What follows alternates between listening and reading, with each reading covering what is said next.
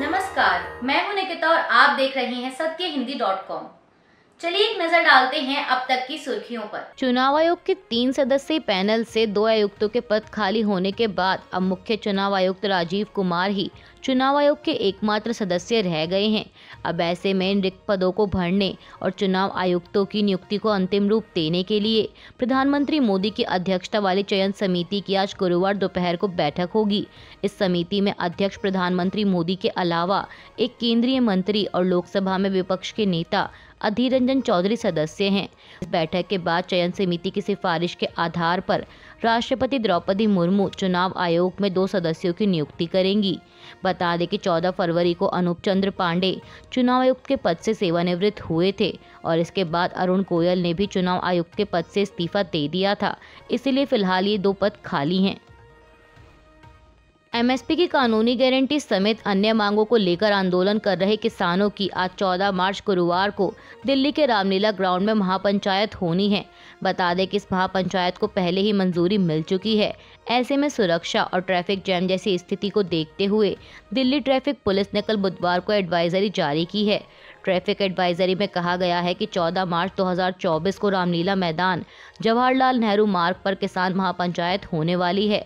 जवाहरलाल नेहरू मार्ग स्थित रामलीला मैदान में किसानों की महापंचायत को देखते हुए कई मार्गों पर जाम लग सकता है और कई मार्गों को डाइवर्ट किया गया है। विरोध प्रदर्शन में भारी संख्या में किसानों के शामिल होने की उम्मीद है। इसके साथ ही एडवाइजरी में प्रभावित रहने वाले मार्गों और डाइवर्जन की भी जानकारी दी गई है। लद्दाख को पूर्ण राज्य का दर्जा देने, छठी अनुसूची में शामिल किए जाने समेत कई और मांगों को लेकर मशहूर एक्टिविस्ट सोनम वांगचुक लेह में 21 दिनों की भूख हड़ताल पर बैठे हैं और आज 14 मार्च को उनकी हड़ताल का 9वां दिन है। इस बीच हड़ताल के 8वें दिन सोनम वांगचुक ने एक्स पर एक वीडियो पोस्ट कर कहा कि मैं अब भी बिल्कुल ठीक हूं और कई हफ्तों तक चलने के लिए तैयार हूं। आज अप्रत्याशित रूप से बड़ी संख्या में 1500 लोग मेरे साथ अनशन में शामिल हुए। लेह में केवल 30,000 लोग हैं और लद्दाख में 3 लाख। उन्होंने कहा कि विभिन्न संगठनों के नेताओं ने इस बात पर अपना दुख, गुस्सा और सदमा व्यक्त किया कि सरकार 2 चुनाव जीतने के बाद अपने वादों को इतनी स्पष्टता से कैसे तोड़ सकती है। बता दें कि इस आंदोलन को कांग्रेस नेता प्रियंका गांधी का भी समर्थन मिला है। उन्होंने एक्स पर लिखा है कि सरकार को अपनी जिद छोड़नी चाहिए और लोगों की आवाज़ सुननी चाहिए। इसके अलावा इस भूख हड़ताल में वांगचुक के साथ लद्दाख के अलग अलग गाँवों के लोग भी शामिल हैं। लोकसभा चुनाव से पहले राष्ट्रीय स्वयंसेवक संघ की 3 दिवसीय महत्वपूर्ण बैठक होनी है, जो कल 15 मार्च शुक्रवार से नागपुर में शुरू होगी। इस बैठक की अध्यक्षता संघ प्रमुख मोहन भागवत करेंगे और इसमें आरएसएस और उसके सहयोगी संगठनों के शीर्ष 1550 पदाधिकारी शामिल होंगे। बैठक में बीजेपी अध्यक्ष जेपी नड्डा, महासचिव सुनील बंसल और संगठन महासचिव बीएल संतोष जैसे कई सीनियर नेता भी भाग लेंगे। कल से शुरू होने जा रही इस बैठक में कई मुद्दों पर विस्तृत चर्चा की जाएगी, जिसमें बीजेपी के लिए 350 से अधिक सीटें जीतने की रणनीति, पूरे देश में समान नागरिक संहिता, मणिपुर हिंसा, किसानों के आंदोलन और पश्चिम बंगाल के संदेशखाली जैसे कई मसले शामिल हैं। मीडिया रिपोर्ट्स के मुताबिक बैठक के दौरान बीएल संतोष बीजेपी की चुनावी रणनीति के बारे में बताएंगे और उस पर आरएसएस के केंद्रीय नेतृत्व से सुझाव मांगेंगे। संदेशखाली में ईडी की टीम पर हुए हमले के मामले में मुख्य आरोपी शेख शाहजहां पर जांच एजेंसी का शिकंजा कसता जा रहा है। दरअसल ईडी ने आज गुरुवार 14 मार्च को शाहजहां शेख के जरिए संदेशखाली और उसके आसपास जमीनों को कब्जाने के मामले में छापेमारी की है।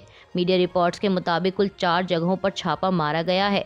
गौरतलब है कि संदेशखाली की स्थानीय महिलाओं ने शेख शाहजहां और उसके साथियों पर यौन उत्पीड़न के अलावा जमीन पर कब्जा करने का भी आरोप लगाया था। इसके अलावा सीबीआई ने शाहजहां के भाई आलमगीर शेख को भी मामले की पूछताछ के लिए समन किया है। बता दें कि इस समय शेख की कस्टडी सीबीआई के पास है। आगामी लोकसभा चुनाव से पहले राजनीतिक दलों का एक दूसरे पर वार पलटवार जारी है। इसी कड़ी में कांग्रेस नेता गौरव गोगोई ने बीजेपी पर निशाना साधा है। उन्होंने कहा कि आम चुनाव के बाद देश के लोग नया भारत देखेंगे, जहां लोकतंत्र फलता फूलता दिखेगा, संस्थान फिर से स्वायत्त होंगे और भाजपा या आरएसएस का नहीं बल्कि कानून का शासन होगा और कानून का शासन सभी के लिए एक समान होगा। इसके साथ ही उन्होंने नागरिकता संशोधन कानून को लागू किए जाने के समय को लेकर भी केंद्र की बीजेपी सरकार की आलोचना की।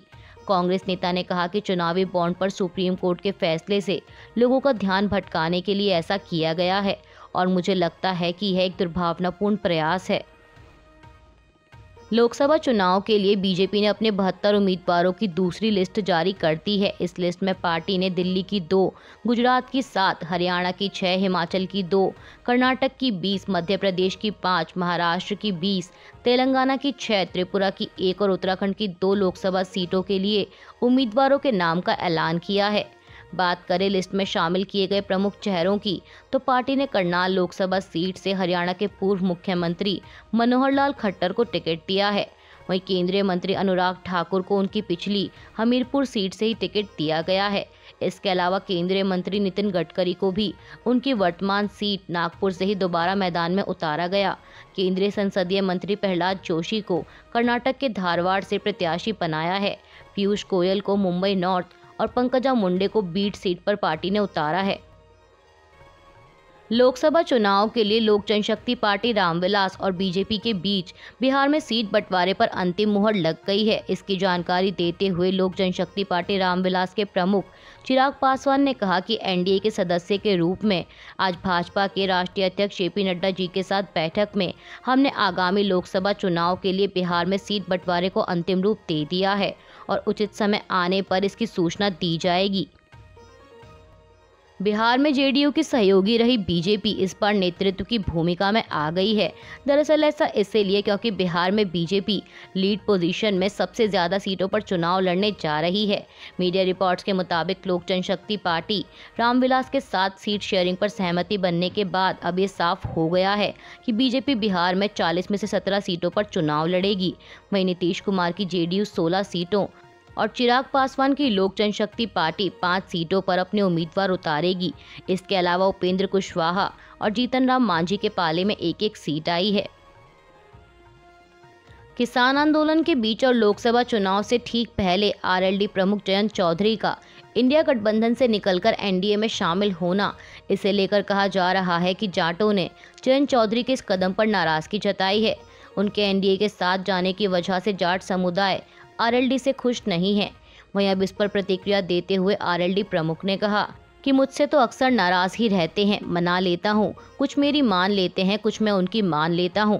साथ ही उन्होंने ये भी बताया कि एनडीए गठबंधन में उन्हें उत्तर प्रदेश की 2 लोकसभा सीटें मिली, जिस पर उम्मीदवार भी घोषित कर दिए गए हैं। जयंत चौधरी ने कहा कि उन्हें हर सीट पर जीत नजर आ रही है क्योंकि विपक्ष के पास जनता तक ले जाने के लिए मुद्दे ही नहीं हैं। देश में नागरिकता संशोधन कानून की अधिसूचना जारी की जा चुकी है, जिसे लेकर कहीं इसका समर्थन तो कहीं इसका विरोध देखने को मिल रहा है। एक तरफ जहां सरकार कह चुकी है कि इस कानून के जरिए किसी की नागरिकता नहीं जाएगी, वहीं इसके बाद भी लोगों के मन में आशंकाएं बनी हुई हैं। इस बीच एबीपी की एक रिपोर्ट के मुताबिक उनकी टीम ने केरल के कोच्चि शहर में रहने वाले मुसलमानों से नागरिकता संशोधन कानून पर उनकी राय जानी, जिसमें कुछ लोगों ने कहा कि सरकार की तरफ से अगर कानून बनाया ही गया था तो इसमें मुस्लिमों को भी शामिल करना चाहिए था। हम लोग भी इस देश के रहने वाले हैं। वहीं एक शख्स ने यहाँ तक कह दिया कि क्या पता सरकार हम सभी लोगों को कल पाकिस्तान भेज दे। उन्होंने कहा कि बाहर से आने वाले हिंदुओं को यहाँ आने दिया जाएगा। हमें डर है कि कहीं हमारा आईडी कार्ड ना मांगा जाए और फिर उसके ज़रिए हमें अलग कर दिया जाए। हमें डर है कि कहीं सरकार हमें बोले कि पाकिस्तान चले जाओ। सीएए पर बात करते हुए एक अन्य शख्स ने कहा कि हमारे लिए सबसे ज़्यादा डर की बात एनआरसी है। असम में रहने वाले लोगों को कहा गया कि आपका नाम एनआरसी लिस्ट में नहीं है, इसलिए आपको बाहर जाना होगा। उन्होंने कहा कि हम लोग इस कानून के खिलाफ हैं। सरकार हमारे साथ अच्छा नहीं कर रही। हर किसी के लिए एक समान व्यवस्था होनी चाहिए थी। लोकसभा चुनाव के मद्देनजर कल बुधवार को कांग्रेस ने ऐलान किया है कि अगर केंद्र में उनकी सरकार बनी तो हर गरीब परिवार की किसी एक महिला को साल में 1 लाख रुपए देगी। पार्टी ने 2019 के चुनावी घोषणा पत्र के अहम ऐलान न्याय यानी न्यूनतम आय योजना की राशि को बढ़ाते हुए यह आश्वासन दिया है। बता दें कि कांग्रेस ने 2019 के चुनाव के दौरान देश के 5 करोड़ परिवारों को हर महीने 6,000 रुपये यानी 72,000 रुपये सालाना की आर्थिक मदद देने का ऐलान किया था और इस बार पार्टी ने अपने पुराने वादे के तहत किए गए ऐलान की राशि को बढ़ाकर 1 लाख रुपये सालाना कर दी है। अब यह राशि परिवार की किसी एक महिला सदस्य को मिलेगी। स्टॉक मार्केट आज गुरुवार 14 मार्च को फ्लैट नोट पर खुली है, जहां निफ्टी 50 अंकों की गिरावट के साथ 21,900 के पास कारोबार कर रहा है, तो वहीं सेंसेक्स 100 अंक नीचे 72,600 के पास आ गया है। बता दें कि इससे पहले बुधवार को सेंसेक्स 906 अंक गिरकर 72,761 पर बंद हुआ था। बात करें बैंक निफ्टी की, तो बैंक निफ्टी भी 395 अंक टूटकर 46,585 के लेवल पर ट्रेड कर रहा है। ऐसे में शेयर बाजार में पिछले कुछ महीनों से जारी वृद्धि पर कल बुधवार को तगड़ा ब्रेक लगा है। अभी के लिए बस इतना ही। बाकी की खबरों के लिए बने रहिए सत्यहिंदी.com के साथ।